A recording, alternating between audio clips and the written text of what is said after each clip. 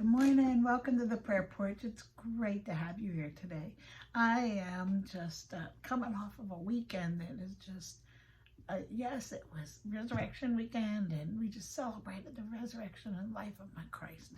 And that was a game changer. That was the game changer. Death lost its sting. Suddenly, that which was the curse of the garden, you will know that you will know death, because the wages of sin is death. And I can't fathom in the garden what that must have meant when Adam and Eve, and what it is they walked with God in the garden. So there was no, we die as Christians, we walk into eternity with Him. We're in fellowship with Him one-on-one. They didn't have to pass through death to have that. Here they were in this garden that God created, and they had it in Him. We celebrate Resurrection Sunday. And whether it was on Sunday or not, I just celebrate the resurrection. That whole,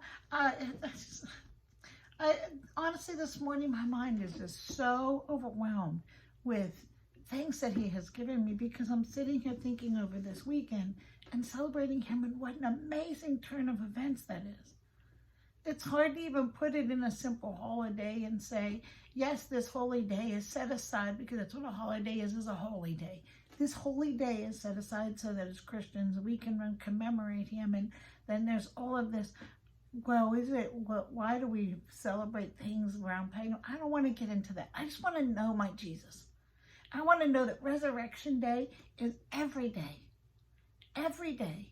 Because every day I realized that Resurrection Day was a turning of events.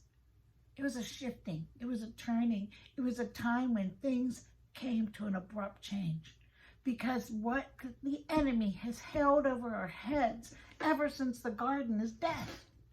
Because he introduced sin. And the scripture tells us the wages of sin is death. That's what it cost. Sin cost us death. The one thing that we fear, there are very few people, very few, if any, that sit there and say, I don't fear death. I don't wonder what happens after we die. Death is something that instills fear. Fear gives a root for Satan to get his hands on us. Because it's through fear that he can pull us away from what God has called us to do. How many people, because I'm afraid of what people will think, I won't tell them about the Lord? Because I'm afraid that, what if I pray for this and it doesn't happen? But that's the seed He wanted. Death leads to fear. It is like dominoes. Sin leads to death. Death leads to fear. All of that allows a spiritual influence to come into your heart and mind and change the way you think, and start taking the sheep's eyes off the shepherd and looking down, taking Peter's eyes off of Jesus and looking at the waters that are raging under His feet. And suddenly he starts sinking. Jesus, up, look up here. That's what the resurrection did. It said, look up. Because I just defeated the one thing that Satan gave you in the garden. Because when you believe that this day happened, when you believe and you see and you say, look, Satan, you can't hold it over my head anymore. He gave the blood sacrifice that paid for this. So no longer do you scare me with death. Because death has just lost its sting. I'm back in the garden again. And where that garden is when you entertain His word and you put Jesus' word, and I can testify this, and there's no way to explain it except for to experience it.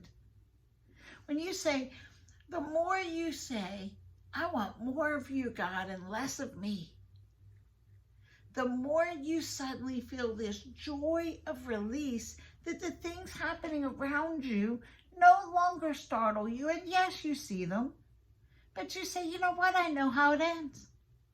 I know how it ends. And I don't have to die, because I'm going to step right from life to life.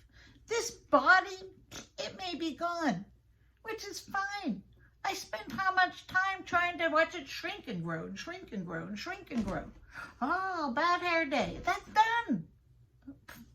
No, as much as I love this body that God gave me to live in, and I appreciate it, I'm excited because what's inside stays.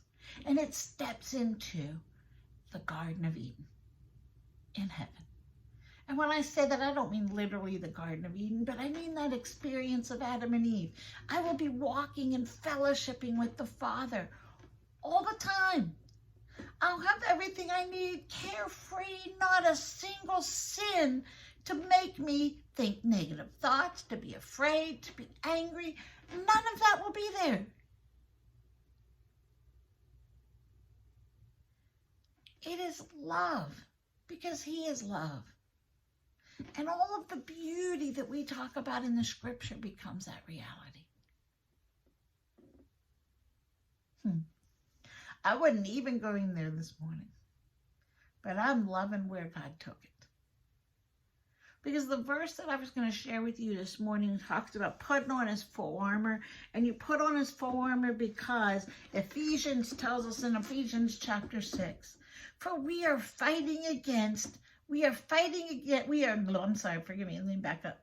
We are not fighting against flesh and blood, the enemies that we have, but we are fighting evil rulers that come from a spiritual realm. We are fighting in a whole different realm. When Satan lets us fix our eyes here. Just this morning, I was skimming through. I have an app called Worthy News, and it's news from a unbiased news type thing, but it's just unfiltered news. I started reading and I'm like, just the headlines. And I was like, oh my word.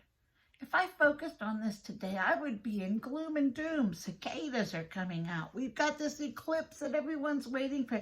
Scientists are waiting to see what they can discover in this eclipse. There is war breaking out. There is the thing in Iran and Hamas and Israel and South America. We've got the barge going into the bridge, another one hitting a bridge in Oklahoma. We have a bus going down in South Africa. Oh my goodness. But then I looked up. I said, oh my goodness. All of this is because we want to focus on sin. All of this is because we know that we are in a spiritual battle and we know who wins.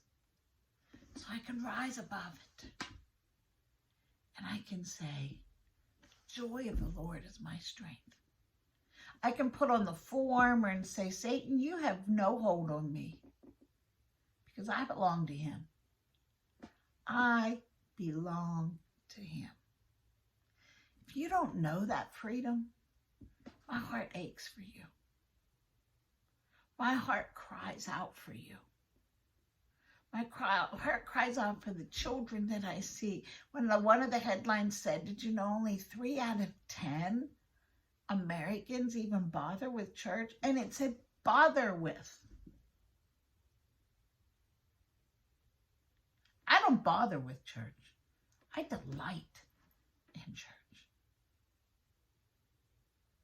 I don't delight because it's illegal. I delight because I go to my Father's house. It's like homecoming to me. It's like going for Easter dinner, going for Christmas dinner, going for Sunday dinner. Just getting with my family. Our world's changing fast. We're not fighting battles in this world. If you find yourself doing that, then step out of it. You're in the wrong realm. Step up to the spiritual realm. Put on the armor of God. Read Ephesians 6.